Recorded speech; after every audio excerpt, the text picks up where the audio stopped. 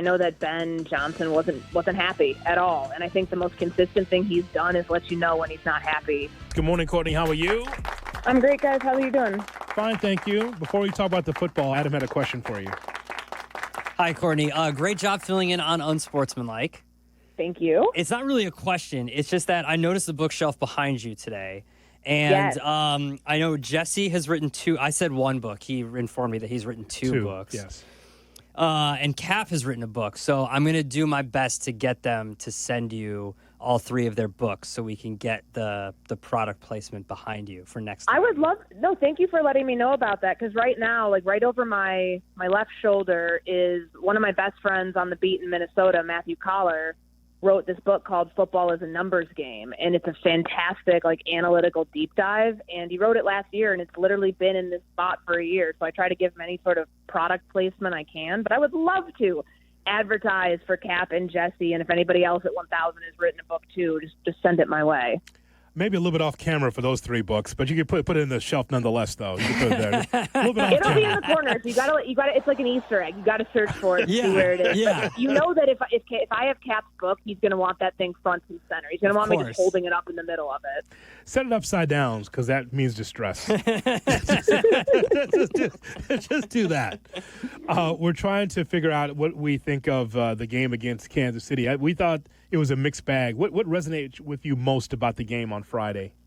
Yeah, mixed bag's probably the right way to phrase it. I know that Ben Johnson wasn't happy at all, and I think the most consistent thing he's done is let you know when he's not happy with the operation. And it was everybody. It was the first team offense, first team defense, and certainly special teams that did not start out the game well. I mean, the run defense, I know that Grady Jarrett wasn't out there, no Tremaine Edmonds, of course the secondary's missing pieces, but it shouldn't look like that. So that's, the offense catches a lot of heat because they're learning a brand new scheme, Caleb Williams shouldering all of that, but the defense was not in tip-top shape for any stretch when we've been talking about how dominant they've been in training camp. So I thought that it was good that the balance of blame went around, but like within that blame were some real issues. And for Caleb and the offense, the first 2 drives that were sloppy, and Ben saying that, the same issues that have popped up a bunch of times in camp, the fact that they keep showing up is worrisome. Does it mean that they're going to lose the game? It's an automatic L for them against Minnesota? No, because they're going to pare down the playbook. They're going to simplify things. They're going to shorten the menu of plays. But you want a cleaner operation. You shouldn't have your opening play, which Caleb admitted. They go over those things a lot. He mistimed the snap when he was supposed to put the ball in the belly of the receiver running in jet motion. Like, he messed that up. And then he runs into a sack when he's holding on to the ball too long, and that's a big loss for them. Like, going from 2nd and 3 to 3rd and 9, those are some issues that I think are problems that they need to get cleaned up. Ben said as much, Caleb said as much. So I think that, in the context of, he also got to leave the preseason with a better taste in his mouth, leading that 2-minute drive at the end of the first half.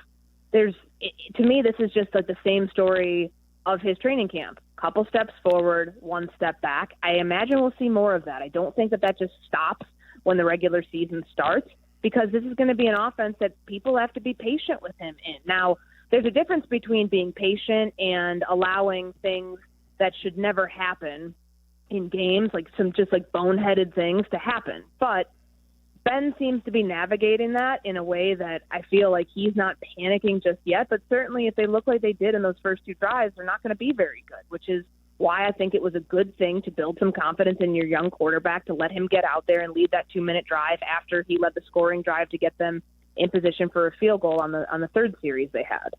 I know guys were out for injury and for other reasons, and I know it's the Chiefs and Patrick Mahomes, but am I wrong to be more concerned about the defense than I was before Friday? Well, it's the first time you got an extended look at the defense against starters, right? Because against Buffalo, it was Mike White who was quarterbacking, and they got a quick 3 and out. The pass rush is kind of a question mark. I think that really, for me, in leaving that game, was a problem. And cut down days starting tomorrow, there should be a significant amount of cuts made before that practice. They practice at a weird time, like in the middle of cuts. So that's, that would lead you to believe that a lot of their work's going to be done today or by the end of the day. Like, I think there's room to upgrade, because what we saw in limited sample size again, but that one series, Mahomes and the Chiefs had no problem going down the field. They couldn't pressure the quarterback. And I know that there's a young offensive line in there too, especially on the left side with a rookie and with somebody who switched positions, but it should have looked a little bit better than that. No, they weren't playing everybody up front, as we mentioned. Grady Jarrett was not out there, but I think that still remains a hole that we've been waiting to see. Like, how good is this pass rush? Can it actually stand up to a real starting caliber NFL offense? Now, the Chiefs are in their own category. It's a good litmus test to see how far the gap extends. But I think that was probably my biggest takeaway from all we've heard about this defense, that the pass rush is still somewhat of a question. Courtney, in terms of the running game for the Chicago Bears, what is the likelihood that the Bears will find someone from the outside to help out with the depth chart? They might have to because of the injuries. Like, DeAndre Swift was out there, and I think Royce Freeman and Ian Wheeler, like, they're thin. Like, Kyle Monangai, Roschon Johnson, Travis Homer not being available. I wonder if we're going to be seeing some more IR designations coming up, or maybe not season-ending ones, obviously. Let me clarify that. There's the short-term IR that you can designate 2 players at cutdown day to then return within, I believe it's 4 weeks. And you only get a couple of those a year. So it's possible, just given some of the injuries that they have right now, and we won't hear about this till tomorrow from Ben Johnson, but they're thin there. And I would imagine that they don't want to feel like they're on eggshells at that position going into week 1, knowing they're probably going to have to lean on the run game more early on this season. So I wouldn't be surprised if they're going to add anywhere, maybe not waiver claims, but like once the cuts happen, starting to parse through and figure who can we sign that can at least for a little bit get the team by at that position. If the other guys I mentioned are not healthy enough, they expect big things from Kyle Monangai, but we don't really even know what his injury is right now, and they don't have to say anything for another week. I would keep an eye on that one. When you look at the secondary and their depth there, and obviously they're very thin, and obviously Jonathan just asked about bringing in outside help for running backs. Would they bring in any outside help for the secondary? I think it depends on how quickly Josh Blackwell can get back. He's been injured for a little bit. Like his backup right now is Nick McLeod. So I've got 6 making the roster. The obvious ones, being the 3 starters, and then Nashawn Wright, McLeod, and Blackwell. When you have the amount of injuries though that they have, it feels like okay, maybe they could try to carry 7 because they don't want to be thin at a position that in the back end of the defense they play a lot of press man coverage. Like they need bodies back there who are capable of doing that. Could that mean that they look outside what they have right now, or they keep somebody else? I mean, the depth right now behind those guys isn't great. Maybe you can upgrade it somewhere else, but it's not going to be a massive upgrade. I would be concerned about the numbers game right now. However, Kyler Gordon was back at practice last Wednesday. Jalen Johnson has been working out. I wasn't in Kansas City, so I don't know if he was actually doing a pregame warm-up there. It sounds like he did. I saw some video, but was it as intense? Was it as long as the one he did at Soldier Field? To be determined until we hear from Ben Johnson this week if he's still on track for week 1. But, they're hedging a lot. They're hedging a lot on, okay, these guys have like another week to get healthy. If they're not out, if it's not pointing towards them being able to practice in full at this time next week, then that would be a major concern considering who they play and the receivers that they're going to have to guard in week 1. What do the next 2 weeks look like before the Monday night game against the Vikings? So they'll practice the next 3 days. Cuts are tomorrow, so the roster has to go to 53 by 3 p.m. our time. They're off the weekend, and then they're right back at it on Monday. It's a little weird because they're on a Monday night schedule, so typically on a Monday night schedule you don't start practicing till Tuesday, but the expectation is they'll do some work on Monday, be off Tuesday, and then sorting out the rest of the week. I wouldn't be surprised if it's Wednesday on, Thursday off, Friday, Saturday, going into that Minnesota game. But they've got 2 weeks now, and I think this is a good test to see from Ben Johnson and his coaches.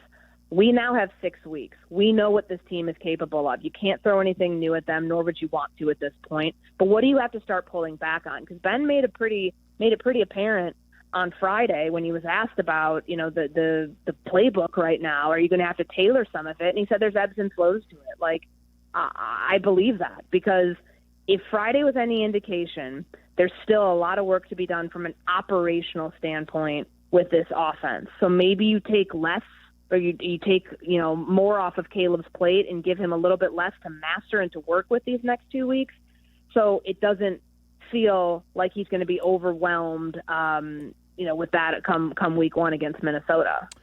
To your old beat, the Minnesota Vikings picking up Carson Wentz as the backup to J.J. McCarthy. What was your reaction to that?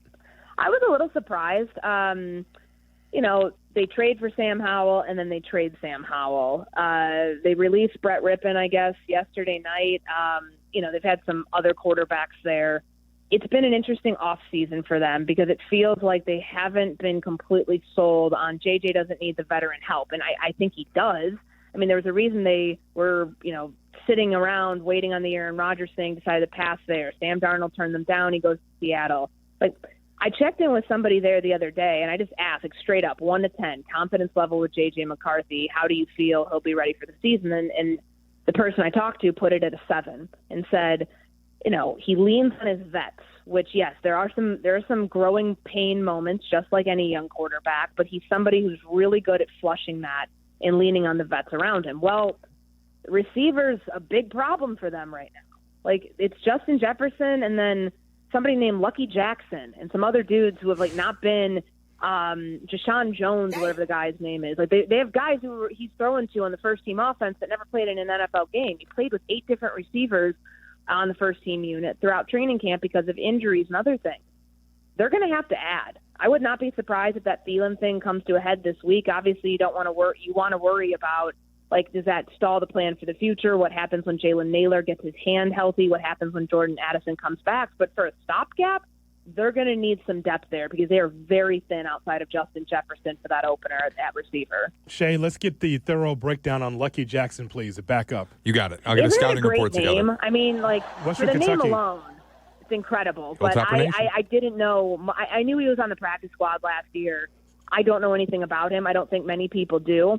I realized I didn't really answer your question about the quarterback because I went more into the other stuff. But Carson Wentz has been sitting out there. He's a veteran quarterback. He's been in the league for a while. I guess they're looking at that as he's a more capable backup, but he also has the institutional knowledge of how to run an offense. And I would like to believe that at this point of his career, JJ isn't going to feel the pressure of somebody trying to take his job, whereas it's been a little different for Wentz in years past. But ever since he got the plug pulled on him in Philly and he's been bouncing around, maybe that's been a humbling experience, but was a little surprised that he was still out there at this point, considering some of the injuries elsewhere in training camp that have necessitated teams calling for quarterback.